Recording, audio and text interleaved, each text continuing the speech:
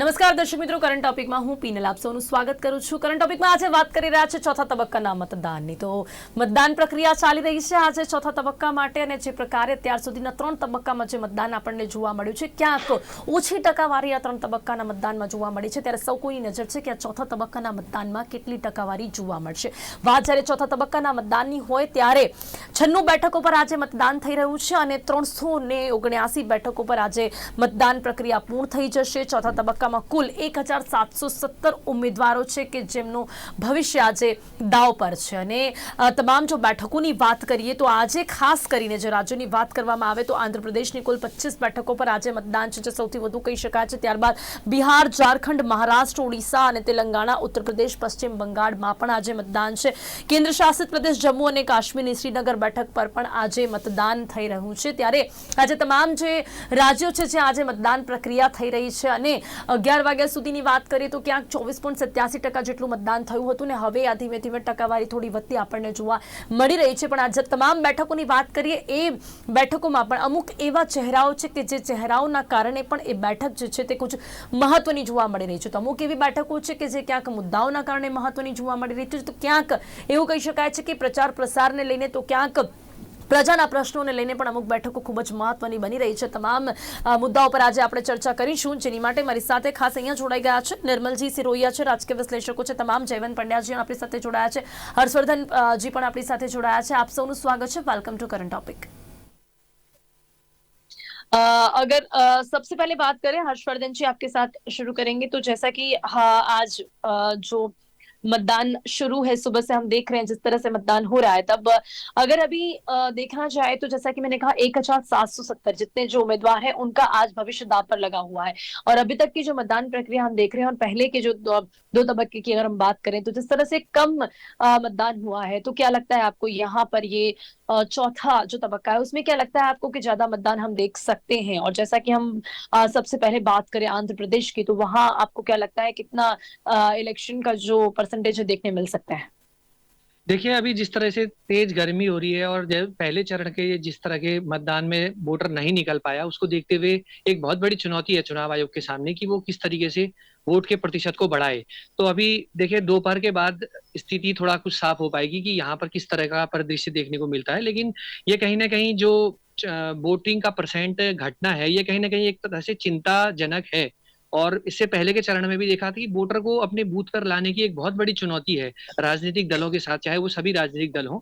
तो आंध्र प्रदेश की बात करें तो आंध्र प्रदेश का जो परिदृश्य है वो थोड़ा सा कुछ अलग है, और इस चरण को इस लिहाज से मैं महत्वपूर्ण मानता हूं कि 272 के आंकड़े को तक पहुंचने में जो बहुत बड़ी भूमिका स्टेट निभाएगा वो आपका आंध्र प्रदेश निभाएगा।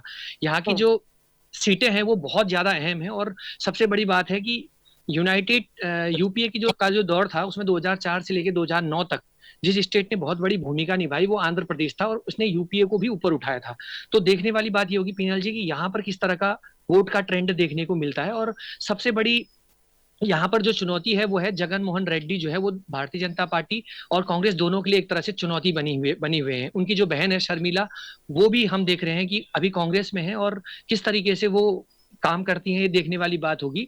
लेकिन फिलहाल जो है यहाँ पर बीजेपी का जो गठबंधन हुआ है वो टीडीपी के साथ हुआ है। तेलुगु देशम पार्टी जो है चंद्रबाबू नायडू की पार्टी है। पीनल जी, मैं आपको बताना चाहूंगा यहाँ पर जो है जाति दलदल जो है राजनीति में आंध्र का प्रदेश है उसमें बहुत ज्यादा बड़ी भूमिका इस बार भी जो है वो निभाएगा। यहाँ पर देखें कि वाईएसआर की जो पार्टी है उसमें जो है रेड्डी का प्रभुत्व बहुत ज्यादा है। इसी तरीके से जगन मोहन रेड्डी जो है वो कापू समुदाय जो है उसको भी अपनी तरफ लाने की कोशिश कर रहे हैं, लेकिन उन्हें कामयाबी इस बार मिलती हुई जो है वो नहीं दिखाई दे रही, क्योंकि कापू जो है वो टीडीपी का एक बहुत बड़ा वोट बैंक है।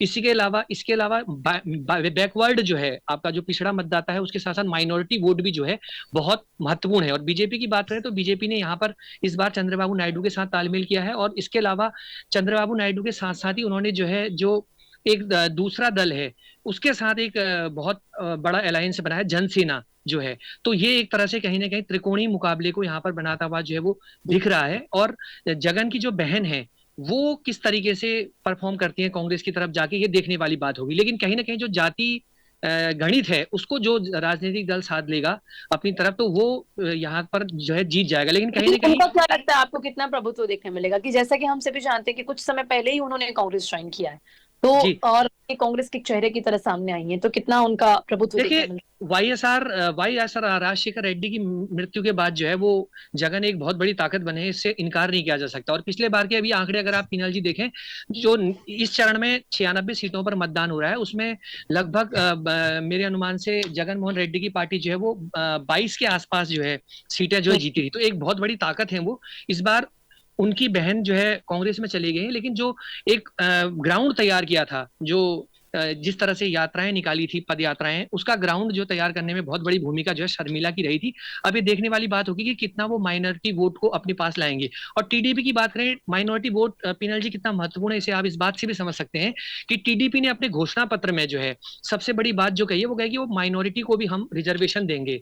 और आंध्र के विभाजन के बाद कांग्रेस के सामने एक बहुत बड़ी चुनौती है। एक दौर था जब कांग्रेस का वहां पर बहुत एक छत्र राज हुआ करता था, लेकिन जब से इसका बंटवारा हुआ उसके बाद से उसकी ताकत कम हो गई है।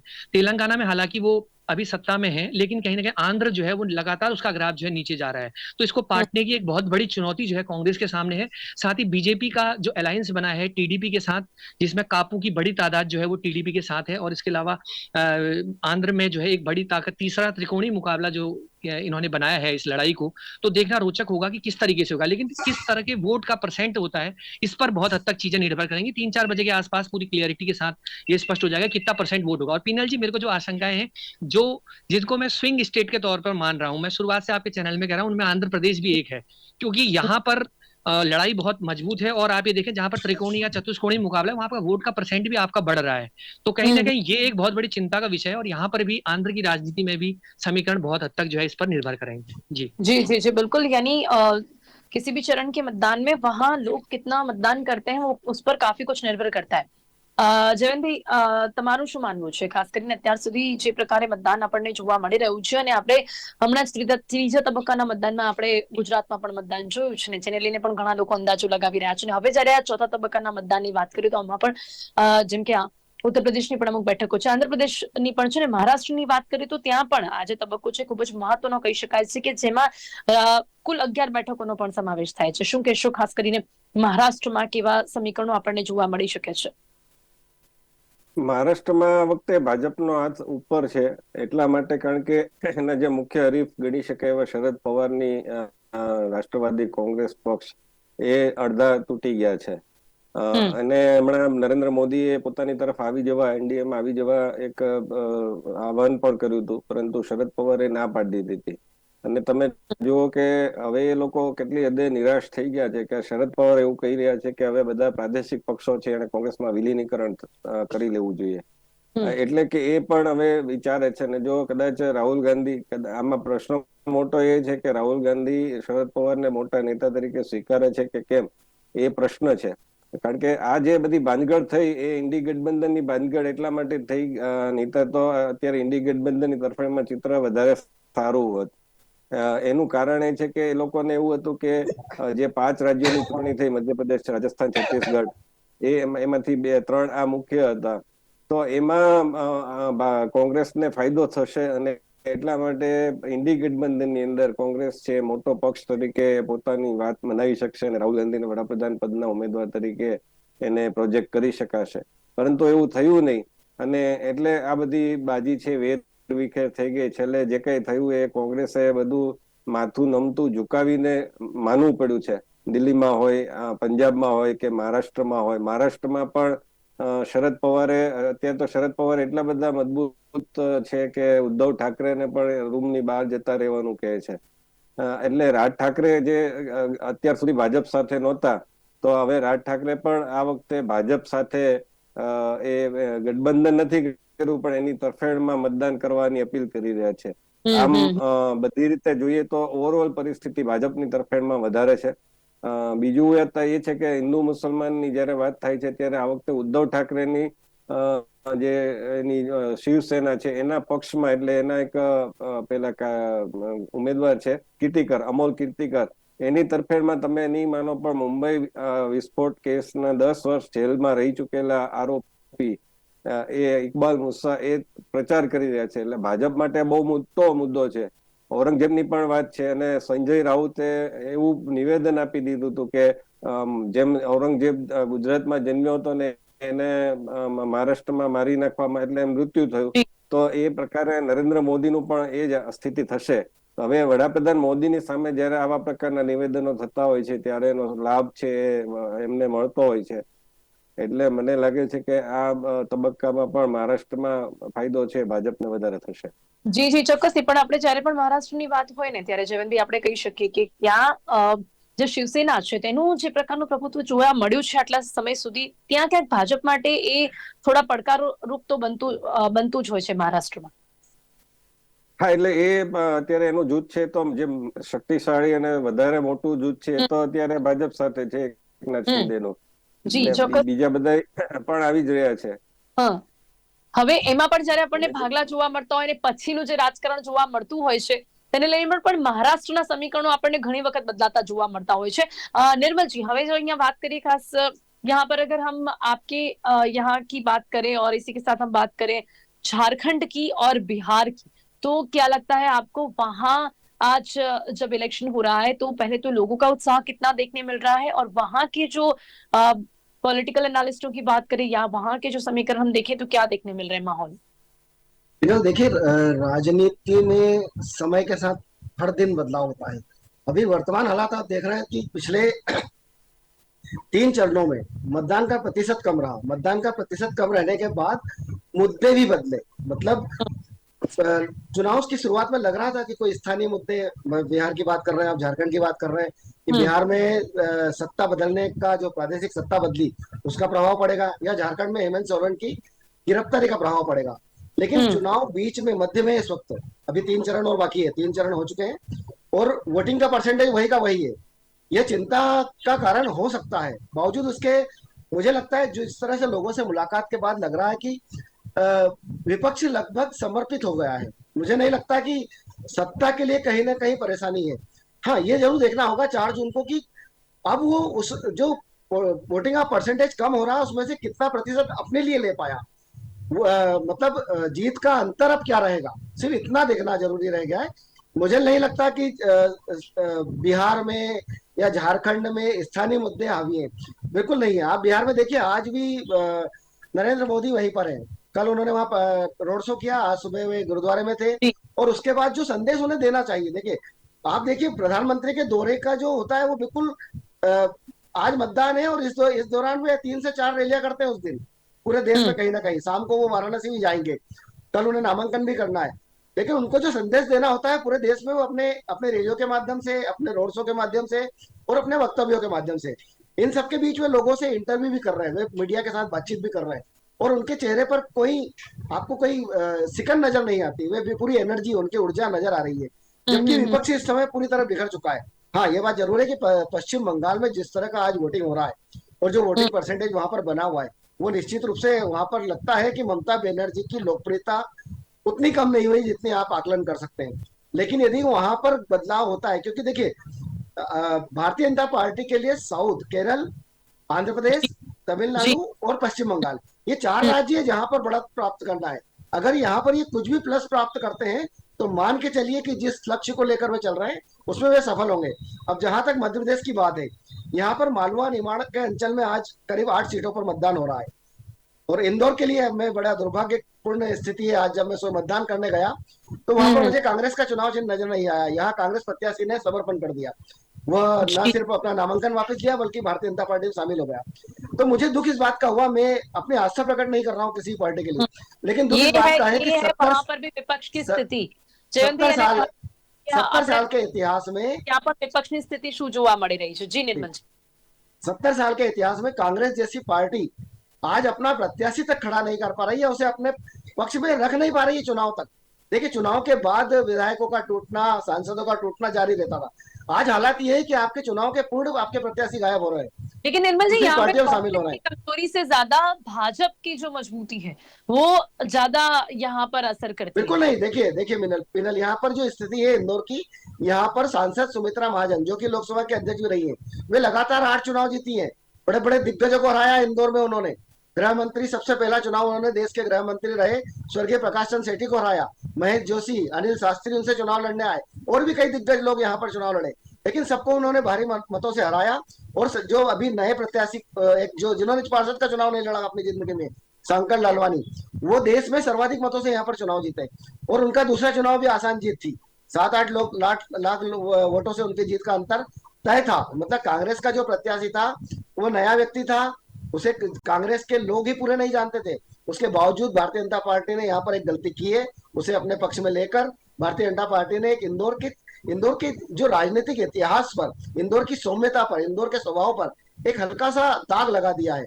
और उसको धोने के प्रयास में आज भारतीय जनता पार्टी को यहाँ पर नोटा के खिलाफ प्रचार करना पड़ रहा है। ये बहुत ही दुर्भाग्यपूर्ण है। लेकिन रिजल्ट आप देखिएगा कितना इसकी इफेक्ट रिजल्ट पर देखने मिलती है, क्योंकि ये इन दी एंड भारतीय जनता पार्टी है। कुछ भी करके कहीं से भी कैसे भी हम जीत पर ही नजर करते हैं, तो हम इस सीट के बारे में भी मैं जब निश्चित कह रहा हूँ कि इंदौर में जीत तय है। यहाँ पर देखिए मालवा अंचल भारतीय जनता पार्टी के पक्ष में रहा है, निमाड़ जी अंचल में आदिवासी बहुल्य क्षेत्र है, लेकिन पिछले विधानसभा चुनाव में निमाड़ में आदिवासी अंचल में भारतीय जनता पार्टी को बेहतरीन सपोर्ट मिला है। तो यहाँ इस तरह की कोई शंका या शुबा नहीं है कि भारतीय जनता पार्टी 28 सीटों में सुरक्षित है। छिंदवाड़ा को छोड़कर आप देखें तो इंदौर, आप यहाँ देखिए मध्य प्रदेश में कमलनाथ मुख्यमंत्री और भारतीय कांग्रेस के अध्यक्ष थे, लेकिन उनको हटाकर बिना बताए उन्हें हटाकर जीतू पटवारी जैसे युवा को अध्यक्ष बनाया गया। जीतू पटवारी इस चुनाव में बिल्कुल अकेले पड़ गए। कमलनाथ अपने बेटे के चुनाव में लगे, उन्होंने प्रदेश में एक भी सीट पर जाकर प्रचार नहीं किया। दूसरे बड़े नेता है दिग्विजय सिंह, वे अपने अपने आप को बचाते रहे। राजगढ़ में वो इस तरह घिरे हुए थे कि अब वो अपनी उम्र का हारा हुआ। अपने बेटे जयवर्धन सिंह जो मंत्री भी रहे पिछली सरकार में, और अपने पोते को, एक मासूम बालक को 10-12 साल के धूप में घुमा रहे, लोगों से अपील कर रहे हैं कि भाई मेरा आखिरी चुनाव है, मुझ पर दया करो। मतलब ये स्थिति है कांग्रेस की मध्य प्रदेश में। बहुत बुरे दौर से गुजर रही है कांग्रेस, लेकिन कांग्रेस के पास मुद्दों की कमी है। कांग्रेस मुद्दों को पकड़कर लड़ ही नहीं पा रही है। के पास मुद्दों की विपक्ष कमी नहीं है, जिसका नुकसान उन्हें हर हाल में होगा। उम्मीदवारों की भी कमी देखने मिली। हर्षवर्धन जी, अभी अगर अब हम बात करें खास यहाँ पर तेलंगाना की, क्या कहेंगे वहां की भी 70 बैठकों पर आज इलेक्शन है। अलीदाबाद है, पेडापल्ले है, करीमनगर है, निजामाबाद है, जहीराबाद बैठक है का, यहाँ 70 बैठकों पर आज वहां पर भी मतदान है। और जब बात तेलंगाना की हो तब स्पेशली अजदुद्दीन ओवैसी जी हैदराबाद बैठक पर से फिर से एक बार इस इलेक्शन में मैदान में है। क्या कहेंगे वहां की तमाम बैठकों और खास करके ओवैसी जी के बारे में? देखिए, तेलंगाना में अभी भी जो बीआरएस है, जब आंध्र का विभाजन हुआ उसके बाद से एक बड़ी ताकत बीआरएस जो है वो बनी हुई है। और भले ही इस बार का जो विधानसभा चुनाव है बीआरएस अच्छा नहीं कर पाई, बेशक वहां पर रेवंत रेड्डी कांग्रेस की सरकार बनाने में सफल हो पाए, लेकिन आज भी मेरा ऐसा मानना है कि तेलंगाना में बीआरएस को अभी भी एक छोटी ताकत मानना एक बहुत बड़ी भूल होगी, क्योंकि अभी भी वो एक अच्छा फैक्टर वहां पर है। और के चंद्रशेखर राव जो क्षेत्रीय अस्मिता के आश्रय जो है अपनी राजनीति करते रहे हैं, उसका उन्हें इस बार भी लाभ मिलना जो है वो तय है। अब कितना अच्छा करेगी ये हम कुछ कह नहीं सकते हैं, लेकिन तेलंगाना में अगर बीआरएस अच्छा नहीं करती है तो उस दिशा में बीजेपी और कांग्रेस को जो है थोड़ा बहुत लाभ मिल सकता है। हालांकि तेलंगाना में बीजेपी के पास करने के लिए कुछ है नहीं ज्यादा, लेकिन फिर भी वो अपना स्पेस बनाने की कोशिश कर रही है। अगर त्रिकोणीय मुकाबला होता है तो उसमें वो अपनी ताकत जो है वो दिखा सकती है। और यहाँ पर नए मुख्यमंत्री रेवंत रेड्डी के सामने भी एक बहुत बड़ी चुनौती है कि वो किस तरीके से, अगर बीआरएस उतार पे आती है इस बार, तो वो किस बार कैसे मतलब अच्छा कर सकें। और पिछले 10 साल में आप देखें तो पिछले बार का जो ट्रेंड है लोकसभा चुनाव का, उसमें भी 17 में से तकरीबन 9 सांसद आपके बीआरएस के जो है वो पहुंचे हैं दिल्ली लोकसभा। तो कहीं ना कहीं इस बार भी जो है एक चुनौती तो उनको मिल रही है, लेकिन मतदाता सबसे बड़ा भगवान है और वो उसका मिजाज को परख पाना थोड़ा सा मुश्किल है, वो क्या करता है। क्योंकि आप देख रहे हैं पिनेल जी, लोकसभा चुनाव में चुनावों का ट्रेंड अलग तरीके से रहता है और विधानसभा चुनाव में मतदाता जो है अलग वोट दे रहा है, नगर निगम के चुनाव अलग तरह। ओवैसी की सीट वहां पर, यहाँ पर इस बार हमने देखा कि ये जो माधवी लता जी वो भी काफी लाइमलाइट में आई, उनके साथ का जो वाकयुद्ध भी कई बार हमने देखा प्रचार प्रसार के समय भी, वो कुछ इम्पैक्ट कर सकता है। और देखिए थोड़ा बहुत इम्पैक्ट तो करेगा, क्योंकि माइनॉरिटी वोट जो है वो बहुत ज्यादा अहम हो जाता है। क्योंकि ऐसा है कि अगर आपका माइनॉरिटी वोट 2-3 जगह बढ़ जाता है तो कहीं ना कहीं फिर 2 व्यक्तियों में बढ़ जाता है तो फिर तीसरे को ही फायदा होता है। तो बीजेपी यही कर रही है। जिन जिन राज्यों में कांटे की आमने सामने की लड़ाई, वहां तो कोई दिक्कत नहीं है, जहां आपके लिए स्पेस नहीं बनता, जैसे महाराष्ट्र है वहां 4 लोगों के बीच लड़ाई हो रही है तो फिर भाई थोड़ा आपको ही मिल जाए, अगर वोट आपस में बढ़ जाए तो उसका फायदा होता है। तो कहीं ना कहीं ओबीसी एक फैक्टर तो है, क्योंकि मुस्लिम वोट अगर वो अपने पार्लियामेंट में लाने में कामयाब होते हैं तो हैदराबाद उसके आसपास की सीटें भी जो है प्रभावित हो सकती हैं। ये तेलंगाना वगैरह में भी देखने को पड़ सकता है। लेकिन देखने वाली बात होगी कि मतदाता जो है उसका रुख को पढ़ पाना थोड़ा सा बहुत मुश्किल है। वो जिस तरफ जाएगा वही भगवान है, क्योंकि लोकतंत्र में जो है जी। જી જી જી બિલકુલ જયવંતભાઈ શુકેશો વાત ઉત્તર પ્રદેશની કરીએ ને પશ્ચિમ બંગાળની કરીએ આ બંનેમાં પણ આજે ખૂબ જ મહત્વની જે બેઠકો છે ત્યાં મતદાન છે ખાસ કરીને શુકેશો આ બંને રાજ્યો અને જેમાં પણ ઉત્તર પ્રદેશની પણ અમુક બેઠકો આવતી હોય ત્યારે આ ખૂબ જ ચર્ચાસ્પદ બની જતું હોય છે જ્યારે ચોથા તબક્કાના મતદાનમાં ત્યાં બંને આજે પશ્ચિમ બંગાળની બહરામપુરા કૃષ્ણનગર રાનાઘાટ તો ઉત્તર પ્રદેશની પણ અમુક એવી બેઠકો છે ખાસ કરીને અખિલેશ યાદવ છે જ્યાં તે બેઠક પર પણ આજે મતદાન છે. પહેલા એક એવો તબક્કો હતો કે જ્યારે મોટા નેતા હોય એની સામે કોઈ એવા મજબૂત ઉમેદવારો છે એને મેદાનમાં નહોતા ઉતારતા અને તમે જુઓ કે આપણે ભાજપ કઈ કરે એટલે આપણે તરત રાડો પાડીએ છીએ કે ભાજપે આમ કરી નાખ્યું અને બહુ સ્વાભાવિક છે કે આપણે નૈતિકતાની અપેક્ષા રાખવી જોઈએ પરંતુ એ નૈતિકતાની અપેક્ષા છે આપણે કોંગ્રેસ પાસેથી કે બીજા પક્ષો પાસેથી નથી રાખતા કારણ કે એ લોકો તો એવા જ છે હું આપણે માની લીધું છે. દાખલા તરીકે હું તમને એક ઉદાહરણ આપું કે 1984ની જે ચૂંટણી હતી અને ઇન્દિરાજીની હત્યા થઈ હતી એ વખતે અટલજી છે એને ગ્વાલિયર થી લડવાનું નક્કી કર્યું હતું તો એ સમયે છેલ્લી ઘડીએ માધવરાવ સિંધિયાને રાજીવ ગાંધીએ ત્યાંથી મેદાનમાં ઉતારી દીધા અને અટલજીની હાર થઈ હતી. તો એ બહુ અકલ્પનીય હતું ને નૈતિકતાના જે માપદંડ હતા એ માપદંડ ઉપર એ વખતે ખૂબ જ ખરાબ લેખાયું હતું કારણ કે તમે એમ કે ભાઈ વિપક્ષના નેતાને તમે સંસદમાં પહોંચવા દેવા માંગતા નથી આવી એક નેરેટિવ છે એ વખતે થયો હતો. એટલે દર વખતે નેરેટિવ છે એ જુદા જુદા થતા હોય છે. હવે અત્યારે સ્થિતિ એવી થઈ છે કે ભાજપ પણ એ જ વસ્તુ કરી રહ્યો છે. દાખલા તરીકે જે આસનસોલ છે તો એમાં શત્રુઘ્ન સિંહાની સામે SS અહલુવાલિયા છે ભાજપના નેતા એવા મોટા નેતા છે. એવી જ રીતે બીજી બધી જે અસદુદ્દીન ઓવૈસી આમ જુએ તો એ બધા એવા આક્ષેપ કરતા હતા અત્યાર સુધી કે ભાજપની બી ટીમ છે અને એનાથી ભાજપને ફાયદો બિહારમાં થયો પણ ખરો ગઈ વખતે પરંતુ એની સામે પણ માધવી લતા જેવા અચાનક જ એવા નેતાને કે જેના કારણે આખું ચિત્ર બદલાઈ ગયું. અસદુદ્દીન ઓવૈસીને હિન્દુઓના મતદારોને ખુશ કરવા પડે છે, માળા પહેરવી પડે છે અને એની તરફી વાત પણ કરવી પડી રહી છે. આ ભાજપની નવી રણનીતિ છે. એ જ રીતે કન્નૌજમાં વાત કરી અખિલેશ યાદવની કે બધાની તો આપણને યાદ છે કે 2014ની ચૂંટણીમાં માંડ 5 બેઠક આવી હતી એમાં સોનિયા ગાંધી, અખિલેશ યાદવ, મુલાયમસિંહ યાદવ આ બધા અખિલેશ યાદવ તો ત્યારે મુખ્યપ્રધાન હતા પણ એ 5 જ પરિવારજનોને એ જીત્યા હતા. તો એ પ્રકારનું આખી સ્થિતિ થઈ ગઈ છે. એટલા માટે કમલનાથ હોય કે અખિલેશ યાદવ હોય એ બધા પોતાની બેઠક છે એ સાચવવામાં લાગેલા છે અત્યારે. જી જી જી જયવંતભાઈ ચોક્કસથી પણ આ વખતે ફરી એટલે એ આખી ચેસની એવી રણનીતિ કરી દીધી છે કે વજીર છે એ પોતાના જ ઘરમાં પુરાઈ રહે કે એ બહાર જ ન નીકળી શકે તો પછી કેવી રીતે એના પક્ષનો પ્રચાર એટલો બધો થઈ શકે. એ આખી મજેદાર રણનીતિ છે. જી જી જી જી બિલકુલ અને આ જ પ્રકારની રણનીતિ અત્યારે આપણને તમામ રાજ્યોમાં જોવા મળી રહી છે. અત્યારે સમયનો અભાવ છે એટલે ચર્ચાને આપણે અહીંયા સમાપ્ત કરવી પડશે. નિર્મલજી, હર્ષવર્ધનજી, જયવંતજી આપ ત્રણે મારી સાથે ચર્ચામાં જોડાયા તે બદલ આપનો ખૂબ ખૂબ આભાર. તો ચોથા તબક્કાના મતદાનમાં એમ તો ઘણી બધી બેઠકો એટલે જેમ કે વાત કરી કે 96 બેઠકો પર આજે મતદાન છે પણ છતાં પણ છે મહત્વની એવી બેઠકોને સાથે જ મહત્વના એવા ચહેરાઓ છે કે જે ચર્ચાનો વિષય રહ્યા છે તેમને લઈને અહીંયા ખાસ ચર્ચા કરવાનો પ્રયાસ કર્યો છે કે આજે તમામ બેઠકો છે ત્યાં અત્યાર સુધી કેવા પ્રકારના સમીકરણો જોવા મળ્યા છે, કેવા પ્રકારનું મતદાન જોવા મળી રહ્યું છે અને ચૂંટણીનો ચોથો તબક્કો છે.